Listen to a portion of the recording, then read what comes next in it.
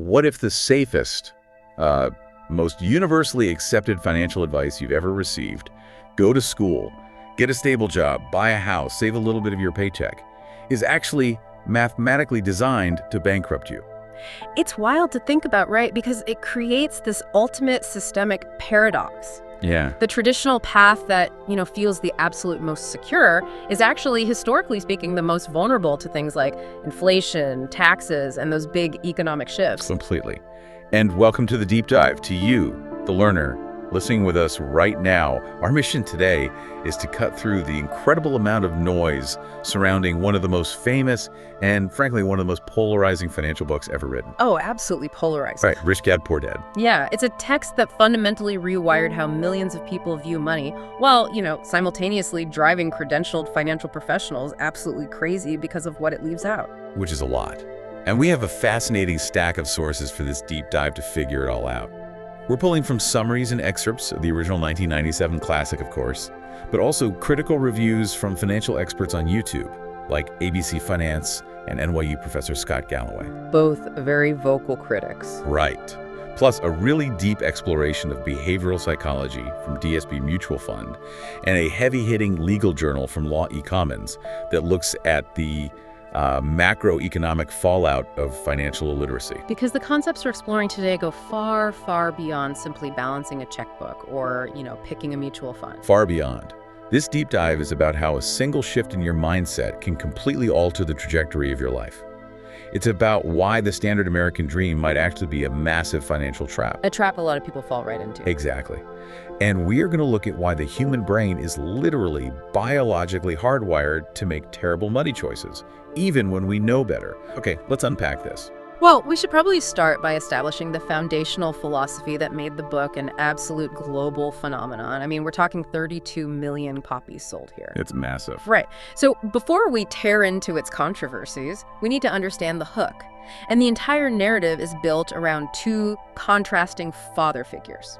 Yeah, so you have the poor dad, right, who is the author's biological father. Highly educated, holds a respectable government job, but he constantly struggles to pay the bills. Right. His philosophy is that traditional blueprint. Find a safe company to work for and just save your pennies. But then you have the rich dad, an 8th grade dropout who runs multiple businesses. Total opposite end of the spectrum. Right. His advice is, study hard so you can find a good company to actually buy. Yeah, and that leads right into Kiyosaki's cash flow quadrant, which essentially divides the entire working world in two. So on the left side, you have your standard W-2 employees and self-employed freelancers. In those roles, you are literally trading time for dollars. If you stop working, the money stops flowing. The book famously calls this the rat race. The rat race, right. But then on the right side of the quadrant, you have the business owners and investors. Over there, systems and capital do the heavy lifting for you. Which introduces the most crucial revelation in the whole text, I think. True wealth is not measured in dollars, it is measured in time. Yes. Wealth is simply the amount of time you can maintain your current standard of living without having to physically clock in and work. It forces a complete reevaluation of your career. It really does. It's why the sources bring up that classic McDonald's analogy. Oh, I love this analogy. Right. Most people look at McDonald's and see a massive fast food franchise that sells hamburgers. But the hamburgers are just the cash flow mechanism for the franchisees. McDonald's itself is actually one of the largest commercial real estate companies in the world. They buy the prime corner real estate, lease it back to the franchisee at a premium, and profit from owning the underlying land. They own the asset, while the franchisee runs the rat race of managing the store. That is the ultimate mindset shift right there. You have to stop focusing on your W-2 income statement and start building your asset column. I look at it like this. Working for a paycheck is like running on a treadmill. You can sprint incredibly fast, you expend a massive amount of energy, but you stay in the exact same place. Yeah, you're not going anywhere. Right. Owning assets is like building a moving walkway beneath your feet. Even when you're standing still, the machinery is carrying you right along. But let me push back on the premise here for a second. Sure, go ahead. Can someone just decide one morning to hop off the treadmill and step onto the moving walkway? I mean, the book makes it sound like a simple choice of willpower. Well, the friction begins precisely there. That jump requires intense foundational financial education that most people simply do not possess. Right. Operating on the right side of the quadrant requires a high financial IQ, which relies on 4 pillars: Okay, what are they? accounting, investing, understanding markets, and the law. So you have to know how to read a balance sheet, how to underwrite a deal. You need to know the cyclical nature of supply and demand. Which is huge. Yeah, and you have to understand how corporate structures offer legal protection and tax advantages. Which are 4 things completely absent from the standard high school curriculum. What's fascinating here is that because our educational system completely fails to teach those 4 pillars, people are left to navigate the entire global economy relying entirely on emotion. Oh, wow. Right. Without a structural understanding of capital, your financial decisions are inevitably driven by the fear of not having enough and the greed of wanting more. Which brings us to the single most jarring redefinition in the entire book. Because to build that asset column we're talking about, we actually need to understand what an asset is. Yeah, the real definition. Right. And the way this philosophy defines it completely destroys the sacred cow of the American dream. The primary residence. Yes. The rule is aggressively strict here. An asset is something that puts money in your pocket, independent of your labor. A liability is something that takes money out of your pocket, period. So applying that strict definition means the house you live in is a massive liability. Wait, so if we apply that logic, the traditional advice is a lie. The bank tells me my house is my greatest asset. My parents tell me it's an asset. But it's basically a giant drywall piggy bank that I can't open without selling it, and it constantly eats my cash. Pretty much. Just look at the underlying cash flow. Every single month, a primary residence requires a mortgage payment, property taxes, insurance premiums, maintenance. New roof, a broken water heater, yeah. Exactly. Cash is constantly bleeding out of your pocket. And beyond the physical expenses, it ties up a massive amount of your capital. That is your opportunity cost. Right. You are effectively paying yourself rent, while your money is just trapped in the equity, completely unable to be deployed into more liquid, income-producing investments. One of the sources shares a great story about Kim Kiyosaki to illustrate this difference. She wanted a 60-foot sailboat in Hawaii. Oh, yeah, the sailboat story. Right. Now, a 60-foot boat is the textbook definition of a liability. It's a depreciating object that requires a secondary hidden mortgage, so for docking fees and maintenance, and a crew. It is pure expense. But instead of saying, I can't afford it, she asked, how can I afford it? She bought the boat, but instead of letting it sit at the dock, she put it into a commercial charter company. Smart. Right, so when she wasn't using it, tourists were renting it out. The cash flow from the charter business paid for the loan, the maintenance, and the docking fees, and it actually generated a profit. She turned a massive liability into an asset by engineering the cash flow. The Blue Leaf source provides a brilliant synthesis on how to apply this to real estate specifically. If you want real estate exposure, you don't look to your primary residence. You buy an income-producing rental property, or you invest in REITs, which are real estate investment trusts. But if I buy a rental property, how is that different from buying my own house? I mean, I still have a mortgage and taxes. The difference is entirely in the underwriting. When you underwrite a loan for a primary residence, the bank looks at your personal W-2 income to see if you can afford the monthly bleed. Right. But when a true investor underwrites a rental property, they underwrite the property itself. You analyze the neighborhood's cap rate, which is the net operating income of the property divided by its current market value. Right. You ensure the tenant's rent covers the mortgage, the taxes, insurance, vacancy reserves, and still leaves you with positive cash flow every single month. You aren't hoping the property value goes up. You are mathematically engineering a monthly profit. So the mindset shift is brilliant. It redefines wealth, it redefines assets, and it forces you to look at cash flow over equity. But if this philosophy is so bulletproof, why do traditional economists and credentialed financial advisors constantly warn people to stay away from the rich dad ecosystem? Because the distance between a motivational allegory and practical real-world mechanics is exactly where people lose their life savings. Yeah, so let's start with the big reveal here. The rich dad didn't actually exist. No. The author eventually admitted that Rich Dad is a fabricated composite character. The book is not a biography. It's a motivational fable. And operating as an allegory means it is entirely devoid of step-by-step instructions. Totally. It tells you to buy cash-flowing real estate, but it completely skips over how to actually do it safely. It doesn't teach you how to legally structure an LLC to protect yourself, for example. Right. And structuring an LLC isn't just filing some paperwork. No, it's creating a distinct legal entity. Because if a tenant trips on the stairs of your rental property and sues you, the LLC ensures they can only go after the assets inside that specific company, not your personal savings or your primary home. By omitting those mechanics, the book leaves readers totally hyped up, completely motivated, and incredibly vulnerable. The ABC Finance Review points out that the broader ecosystem pushes people toward extremely high-risk environments. Yeah, some really questionable stuff. Right, like casually suggesting joining multi-level marketing companies to learn sales, or advocating for speculating in penny stocks. But the most dangerous element is the advocacy for extreme leverage. The philosophy heavily relies on borrowing money, which they call good debt, to buy assets. Right. This is a massive, highly risky departure from traditional financial advisors like Dave Ramsey, who preach absolute zero debt and fully paid off mortgages as the only path to actual financial peace. And the irony of that leverage advice is just staggering. In 2012, one of Kiyosaki's own companies, Rich Global LLC, declared bankruptcy. Right. They went under with $24 million in debt. Wow. The man telling millions of people to use massive leverage to build wealth literally bankrupted his own company using those exact mechanics. Furthermore, the marketing around this whole philosophy has shifted dramatically over the years. It went from financial empowerment to sheer panic. Yes, and we need to be extremely clear with you, the listener, right now.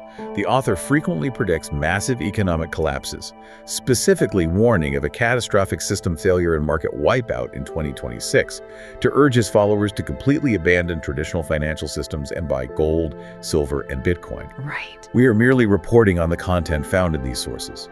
We are not endorsing his political viewpoints, his economic doomsday predictions, or the harsh tone the book often takes toward those struggling financially, occasionally suggesting poverty is simply a result of laziness. Yeah. We are strictly impartial here. Yeah, and that aggressive dismissal of traditional investing is reckless. Scott Galloway makes a fantastic counter-argument in the sources. For the average person, a stable corporate job with a solid benefits package and a 401k employer match is historically the greatest wealth generator in the history of the modern world. Tried and true. Exactly. It provides the steady, compounding capital needed to actually build an asset column safely over decades. If 65% of professional fund managers, people who do this 80 hours a week backed by teams of analysts and supercomputers, if they cannot even beat the S&P 500 over a 10-year period, isn't telling a beginner to go pick individual penny stocks and leverage massive debt exactly like handing a teenager the keys to a Formula One car and telling them to go win a race. It practically guarantees a crash. I mean, Yeah. Warren Buffett, who the book actually quotes, says it best: risk rises when you don't know what you're doing. So we see how leveraging massive debt bankrupts people. But the crazy part is, even when investors see the bankruptcy coming, they still refuse to sell and cut their losses. That rationality isn't a math error. It's a biological glitch. We absolutely have to talk about the psychology of the trap, specifically loss aversion. Yeah, there is a deeply personal story in the DSP Mutual Fund source from Vishal Khandawal. Back in the 2008 financial crisis, he had invested heavily in a rose export company based in Bangalore. They had these wild, ambitious plans to expand into Africa and revolutionize global agriculture. A classic growth narrative that investors fall in love with. They buy the story, not the balance sheet. Exactly. So the 2008 crash hits. The company's expansion turns into a logistical nightmare. Land disputes, unpaid wages, total operational disaster.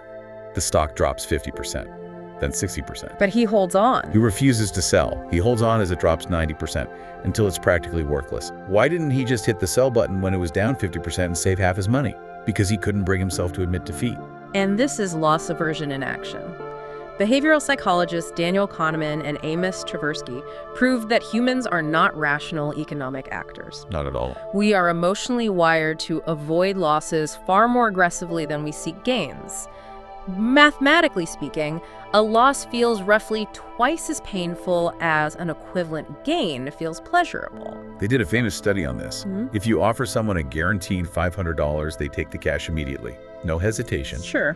But if you force them to choose between a guaranteed $500 loss or a 50% chance to lose $1,000 and a 50% chance to lose nothing, people will take the gamble. Every time. They will mathematically risk doubling their total devastation just for the tiny hope of avoiding the pain of a sure loss. Here's where it gets really interesting. Loss aversion is like wearing incredibly uncomfortable shoes that are 2 sizes too small just because you paid a lot of money for them. Your feet are bleeding, you can barely walk, but you refuse to take them off because you keep fixating on the original price tag. At what point do you acknowledge the pain and just take the shoes off? The moment you realize the original value is permanently destroyed. Sunk costs are sunk. The stock market does not care about your feelings, it doesn't remember the price you paid for a share, and it owes you absolutely nothing. Wow, yeah. It's only a loss if I sell. That's the ultimate lie. Investors tell themselves to delay the psychological pain. This raises an important question, though. How do we separate our ego from our investments? Because the real cost of holding on to that dying rose export stock wasn't just the money Vishal lost, it was the opportunity cost. Oh, absolutely. It was the time and capital trapped into a dead asset that could have been deployed into a winning company. Letting go isn't losing, it's reallocating capital to make better decisions. We've zoomed way in on the psychology of the individual investor here, but we really have to zoom out. Okay. What happens when an entire society falls into these exact same psychological traps, combined with toxic financial advice because they lack foundational financial education? You get a macroeconomic disaster. The statistics and the sources are just staggering. Less than half of U.S. states even require a personal finance course in high school. That's wild. When tested, adults consistently score a C on basic financial literacy, and nearly half of all Americans report struggling to keep up with their basic monthly bills. We are sending generations of people out into an incredibly complex, predatory financial landscape completely unarmed. The Law E-Commons Journal argues that leaving financial education entirely to parents is a massive driver of systemic inequality. Because if you are a financially illiterate parent struggling to survive paycheck to paycheck, you literally cannot teach what you do not know. Right, and that knowledge gap traps marginalized groups in transgenerational debt. The children just inherit the financial blind spots of the parents, ensuring the cycle continues. The Legal Journal connects this directly to what they call the democratization of credit and the 2008 housing bust. We saw this play out on a massive scale. People were handed adjustable rate mortgages, ARMs, which are complex contracts filled with legal jargon they couldn't possibly understand. Because of that lack of education, consumers just relied on the emotional euphoria of the housing boom. They assumed real estate would just appreciate forever. Right. An ARM often starts with an artificially low introductory or teaser rate, but after a set period, that rate unfreezes and ties itself to a broader economic index. And if that index goes up? If that index goes up, your mortgage payment doesn't just bump up slightly, it balloons. People were signing contracts where their monthly payment could double overnight, entirely unaware of the mechanics of the loan they just signed. But let me play devil's advocate regarding the solution for a minute. Okay, sure. Under the 10th Amendment, education is left strictly to the states. The federal government only supplies about 11% of public education funding. So, is it really realistic to demand a top-down federal fix for financial literacy? Aren't we just expecting the government to step in and save us from our own bad choices? If we connect this to the bigger picture, the cost of not educating the public is exponentially higher than the cost of funding federal education grants. How so? Think about the fallout of 2008.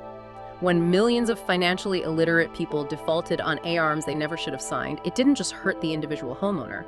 It collapsed the global banking system. Yeah, that's true. It decimated the construction industry. It required massive, multi-trillion-dollar government bailouts. It forced millions of people onto taxpayer-funded safety nets like SNAP and Medicaid. The systemic rot affects everyone, even the people who made conservative, educated choices.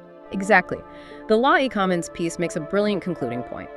Widespread financial illiteracy is a massive loss of human capital. When millions of people are trapped in a cycle of daily financial survival, they cannot innovate, they cannot start businesses, and they cannot contribute meaningfully to broader economic stability. So what does this all mean? We started this deep dive looking at a brilliant paradigm shift, the idea that true wealth is measured in time, not money. We explored the necessity of escaping the rat race by acquiring cash-flowing assets instead of blindly buying liabilities disguised as the American dream. We also uncovered the extreme danger of that philosophy when it operates as an allegory, stripped of practical mechanics and fueled by extreme leverage and doomsday fear. Right. We broke down the biological glitch of loss aversion, the refusal to take off those painful shoes which keeps us paralyzed in bad investments just to avoid admitting defeat. And finally, we saw how that individual paralysis, when multiplied across a financially uneducated society navigating complex loans, creates devastating macroeconomic collapses. True financial literacy isn't just about knowing how to calculate an interest rate or underwrite a property. It's about developing the critical thinking skills required to protect yourself in a financial world that is fundamentally designed to separate you from your capital. It's about building that moving walkway so you don't have to sprint on the treadmill until you drop. But it leaves me thinking about something even deeper. We've spent all this time talking about how to acquire assets to buy back your time, and how to conquer the biological fear of losing your money. But what if the ultimate measure of true wealth isn't the assets you hold in your portfolio or even the time you manage to free up on your calendar, but achieving the psychological freedom where you are simply no longer controlled by the fear of losing it all? Thank you to you, the learner, for joining us on this deep dive.